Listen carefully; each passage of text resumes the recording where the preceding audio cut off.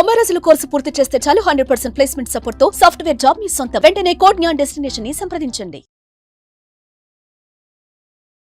Welcome to Suman TV. నేను మీ సుమంటి వినాయక్. ప్రవీణ్ పగడాల గారు పాస్టర్గా తన పేరు సంపాదించుకున్నారు అని చెప్పి చెప్పడంలో ఏమాత్రం సందేహం లేదు. ఎందుకంటే ఇవాళ చాలా మంది కూడా ఆయన మరణానికి సంబంధించినటువంటి వాటిలో భిన్నాభిప్రాయాలు వ్యక్తపరుస్తూ ఉన్నారు. అయితే కొంతమంది అసలు ఇంత పెద్ద పర్సనాలిటీయా అనుకో కూడా ట్విట్టర్లో అతనికి సంబంధించినటువంటి రకరకాల కథనాలు అయితే చూస్తూ ఉన్నాం మనం. ఎవరి ప్రవీణ్ పగడాల, ఆయన బయోగ్రఫీ ఏంటి, ఎందుకు ఇటువైపు ఆయన రావటం జరిగింది అనేది ఈరోజు మనతో పాటు హైకోర్టు అడ్వకేట్ అలగరి రవీంద్రనాథ్ గారు ఉన్నారు. అది వారి మాట్లాడి తెలుసుకుందాం.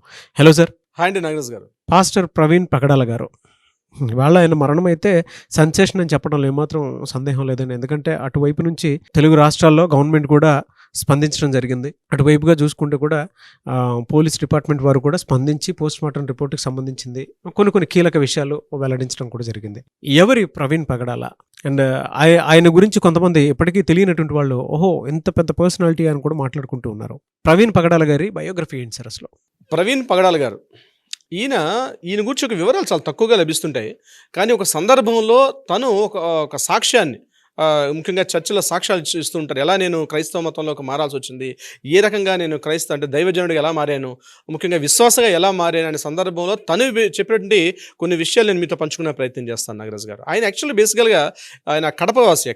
కడప దగ్గర ఉన్న ప్రొద్దుటూరు ఈయన యొక్క స్వస్థలంగా తెలుస్తుంది. వీళ్ళ మదర్ది ప్రొద్దుటూరే.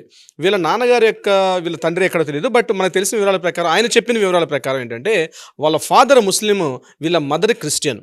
ఈయన ఎడ్యుకేషన్ చిన్నప్పుడంతా కూడా ఈయన కడప ప్రాంతంలో చదువుకోవడం జరిగింది. తర్వాత ఈయనకు ఒక బ్రదర్ కూడా ఉన్నారు.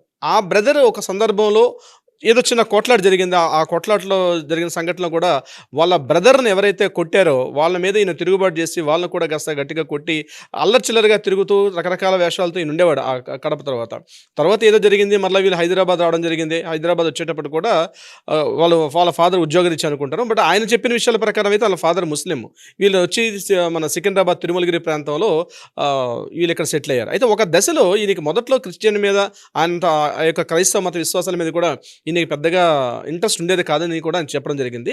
అయితే ఒక సందర్భంలో 2006 ఆ ప్రాంతంలో ఒకసారి ఈ బాప్టిస్ట్ చర్చ్ దగ్గర ఒకసారి ఒక చిన్న మీటింగ్ అయితే, ఆ మీటింగ్ సెమినార్కి వెళ్ళిన తర్వాత అక్కడ ఉన్నటువంటి అంటే మొదట్లో చాలా అవిశ్వాసం కూడా హల్లెలూయా అని చెప్పే పదాలు ఏవైతే వాడతారో ముఖ్యంగా క్రైస్తవ జనులు, ఆ పదాల మీద చాలా వ్యతిరేకతగా ఉండేవారు. అయితే ఒక సందర్భంలో ఆ మీటింగ్ అటెండ్ అయిన తర్వాత అక్కడ ఉన్నటువంటి ఆ రోజున పాస్టరు ఒక మత ప్రచార నిమిత్తం మధ్యప్రదేశ్లో ఉన్న ఇండోర్కి వెళ్ళి అక్కడ కాస్త ఒక ప్రచారం చేయమని చెప్పి ఈయనకి చెప్పడం జరిగిందని. ఆ సందర్భంలో నేను మధ్యప్రదేశ్ భోపాల్ దగ్గర ఉన్న ఇండోర్కి వెళ్ళారైనా. ఇండోర్ గురించి తెలియదు, ప్రత్యేకంగా నేను హిందీ కూడా రాదు.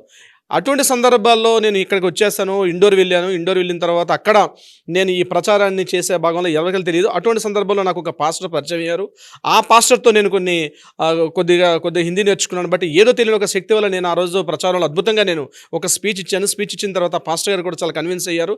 నేను వాళ్ళ ఇంట్లో కొద్ది రోజుల పాటు అక్కడే ఉంటూ ఈ యొక్క క్రైస్తవ మత బోధకుడిగా నేను చాలా యాక్టివిటీస్ పార్టిసిపేట్ చేశాను. తర్వాత నా యొక్క యాక్టివిటీ నచ్చిన తర్వాత ఆ పాస్టర్ గారి యొక్క వాళ్ళ అమ్మాయిని నాకు ఇచ్చి మ్యారేజ్ చేశారు. సో ఈయనకి అక్కడ అంటే వీళ్ళ మిసెస్ నార్త్ ఇండియన్, ఇండోరే. ఆ అమ్మాయిని తీసుకొని మ్యారేజ్ చేసుకుని 2006లో మ్యారేజ్ చేసుకున్నారు. వీళ్ళు మ్యారేజ్ చేసుకుని హైదరాబాద్ వచ్చి SBH కాలనీలో ఈయన పూర్తిగా స్థిరపడ్డారు.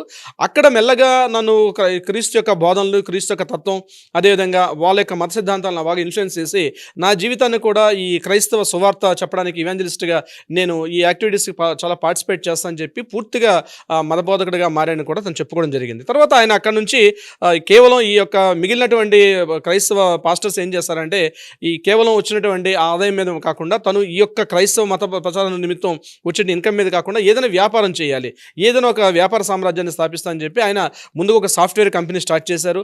ఆ సాఫ్ట్వేర్ కంపెనీ బాగా సక్సెస్ అయింది. దాన్ని రిలేటెడ్గా మరొక 2-3 సిస్టర్ కంపెనీస్ని కూడా ఓపెన్ చేశారు. ఆ 3 కంపెనీలు కూడా బాగా సక్సెస్ అయింది. సుమారుగా కొన్ని వందల మందిని ఆయన రిక్రూట్ చేసుకున్నారు. కొన్ని వందల మందికి ఆయన జాబ్ ప్రొఫైల్ కూడా ఏర్పాటు చేశారు. ఒకవైపు జాబ్ చేసుకుంటూ మరోవైపు పాస్టర్గా కూడా అనేక చర్చెస్లో కూడా వెళ్ళి ఈయన మాట్లాడడం కూడా జరిగేది. అయితే తన ద్వారా ఏదైతే సాఫ్ట్వేర్ కంపెనీ వచ్చిన ఇన్కమ్ ఏదైతే ఉందో దాన్ని పూర్తిగా తన సులాభాన్ని కాకుండా ఆయన దాంతోపాటు ఇది కొంతవరకు సమాజ సేవకు వాడాలి, ముఖ్యంగా ఈ క్రైస్తవ మత వ్యాప్తి కోసం, క్రైస్తవ విశ్వాసాలకు కాస్త ఉపయోగపడాలి, ఎవరైతే అనాథజనులు ఎవరెవరైతే ఉంటారో వాళ్ళకు కూడా ఉపయోగపడాలని ఆదాయం చెప్తూ ఆయన రాష్ట్ర వ్యాప్తంగా తెలుగు రాష్ట్రాల్లో పూర్తి స్థాయిలో చేయడం కూడా జరిగింది. అయితే మొదట్లో ఆయన చాలా లేనటువంటి స్థాయి నుంచి కంపెనీస్ని పెట్టి వందల కోట్ల రూపాయలు కూడా ఆయన గెయిన్ చేసుకున్నారని కూడా తెలిసింది. అయితే ఇందులో చాలా భాగం వరకు ఏదైతే ఈ వ్యాప్తి కోసం, అదేవిధంగా ఈ విశ్వాసులు ఎక్కడైతే పూర్తిగా లో ప్రొఫైల్ ఉన్నారో వాళ్ళందరూ కూడా తీసుకోవడం కూడా జరిగింది. అయితే ఈయనకు ఒక 2 అమ్మాయిలు కూడా పుట్టారు. పెద్ద అమ్మాయి వయసు ఇప్పుడు బహుశా 17 ఏళ్ళు ఉండొచ్చు, చిన్న అమ్మాయి వయసు 4 years అని చెప్తున్నారు మనకు తెలిసిన ఇన్ఫర్మేషన్ ప్రకారం. వీళ్ళు కూడా పూర్తి స్థాయిలో ఈ యొక్క క్రైస్తవ మత బోధనలో, క్రైస్తవ మత ప్రచార వ్యాప్తి కోసం అని చెప్పి, అంటే క్రీస్తు యొక్క తత్వాన్ని, క్రీస్తు యొక్క సువార్తని ప్రచారం చేసే భాగంగా తన యావత్ జీవితాన్ని కూడా చేయడం కూడా జరిగింది. దీనికి సంబంధించి మనకు అందిన ఇన్ఫర్మేషన్ ప్రకారం ఏదేమైనప్పుడు కూడా ఈయన ఎందుకు ఆదర్శంగా నిలిచారంటే, కేవలం మిగిలినటువంటి పాస్టర్స్, నేను ఈ వర్డ్ వాడుతున్నాను, మిగిలిన పాస్టర్స్ ఏంటంటే కేవలం దశం భాగాలు ఆ యొక్క ఇన్కమ్ మీద, జీవితాన్ని సాక్రిఫైస్ చేసామని వాటి మీద డిపెండ్ అవ్వకుండా ఈయన తనకంటూ ఒక ఐడెంటిటీ ఏర్పాటు చేసుకున్నారు. ముఖ్యంగా ఒక యూట్యూబ్ ఛానల్ ఓపెన్ చేసి, అదేవిధంగా ఇంటర్నేషనల్ ఒక వెబినార్స్ అంటారు, వాటిలో కూడా పార్టిసిపేట్ చేశారు. దాంతోపాటు కొన్ని బ్లాగర్గా కూడా పనిచేసి ఆ యొక్క బైబిల్ని పూర్తిగా కూలంకుషంగా చదవడం కూడా జరిగింది. ఈయన అనేక డిబేట్స్లో, ముఖ్యంగా క్రైస్తవ బైబిల్కి సంబంధించినటువంటి ఏవైతే వాక్యాలు, ఆ సువార్తలు ఉంటాయో చాలా చర్చాగోష్ఠిలో పార్టిసిపేట్ చేశారు. ముఖ్యంగా ఈ క్రైస్తవ ఛానల్స్ ఏవైతే ఉంటాయో చాలా మందిని డిబేట్ చేస్తూ ఆ యొక్క కంటెంట్ ఏదైతే ఉంటుందో, బైబిల్ కంటెంట్ ఏదైతే ఉంటుందో చాలా డిబేట్స్లో చేశారు. అది అంటే అటు హిందూ మతం కావచ్చు, ముస్లిమ్స్ మతాలు, అంటే వాళ్ళ నుంచి వచ్చే వాళ్ళని అందరినీ కూర్చోబెట్టి కూడా వాళ్ళతో కూడా డిబేట్స్ చేసి చాలా వరకు ఆయన బైబిల్లో కూడా సూక్తుల్ని ప్రచారించాడు. అంటే వెళ్ళే క్రమంలో ఆయన మత వ్యాప్తి, ఆయన ప్రచారంలో భాగంగా ఎవరెవరైతే ఈయనకి వస్తారో వాళ్ళందరితో కూడా డిబేట్ చేసి అన్ని రకాల వర్గాల మీద కూడా ఈయనకు ఒక పట్టు అయితే ఉండేది.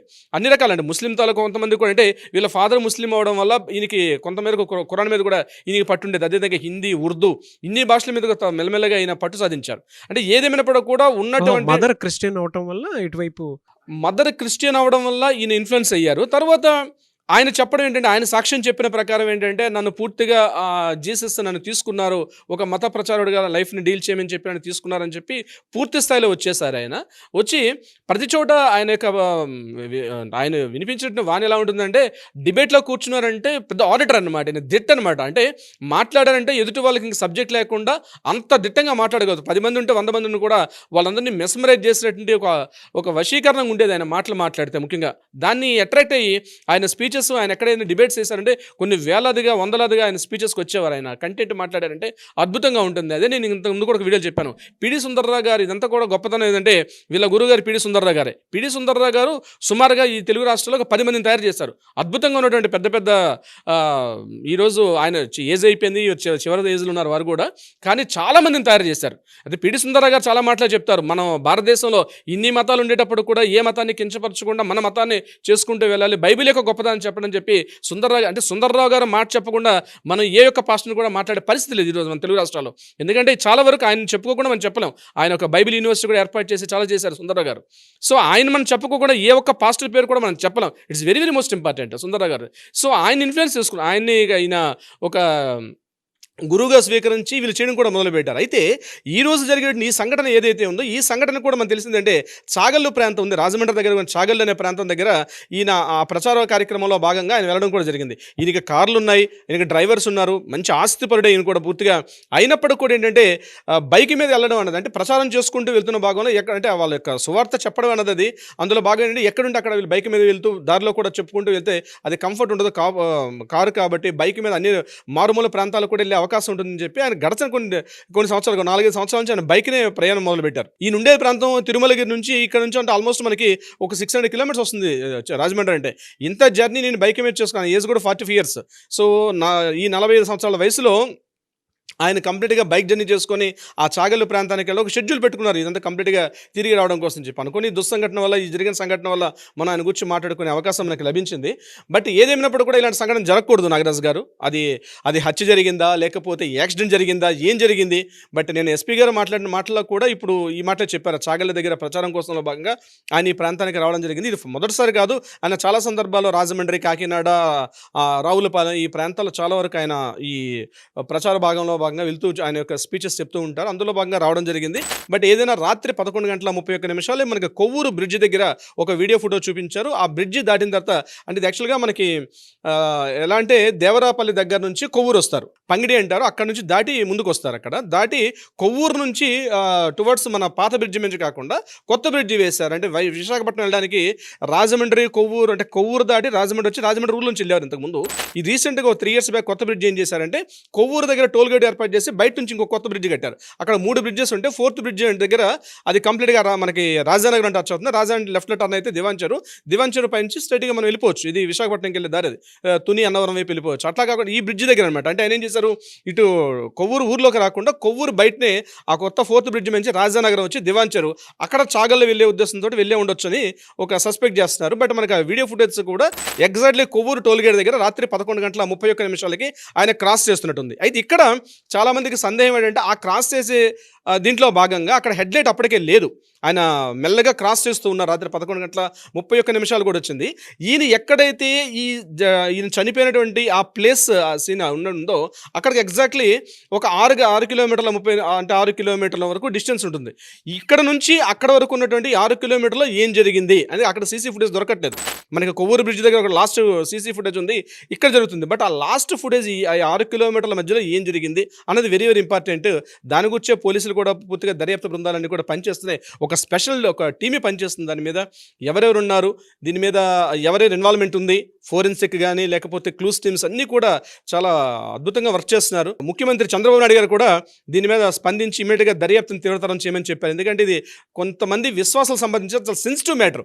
అంటే ప్రవీణ్ పగడాల గారు ఒక మతానికి సంబంధించి ప్రచారం చేసినప్పుడు కూడా రాష్ట్రంలో ఉన్నటువంటి ఈ రోజున్న పరిస్థితులు ఏమాత్రం కాస్త బ్యాలెన్స్గా చూసుకోకపోయినా ఒకవైపు వెళ్ళే అవకాశం ఉంటుంది. కాబట్టి ఈ దర్యాప్తు బృందాలు కూడా ఏ చిన్న అవకాశం కూడా లేకుండా దర్యాప్తు చేస్తున్నారు. ముఖ్యంగా నేను ఎస్పీ గారు చేసినటువంటి ప్రెస్ మీట్ మాత్రం చాలా హుందాతనంగా చేశారు. ఆయన అయితే మనం మీడియా ముఖంగా కూడా అభినందించాల్సిన అవసరం అయితే ఉంది. నాగరాజు గారు చాలా అద్భుతంగా చేశారు.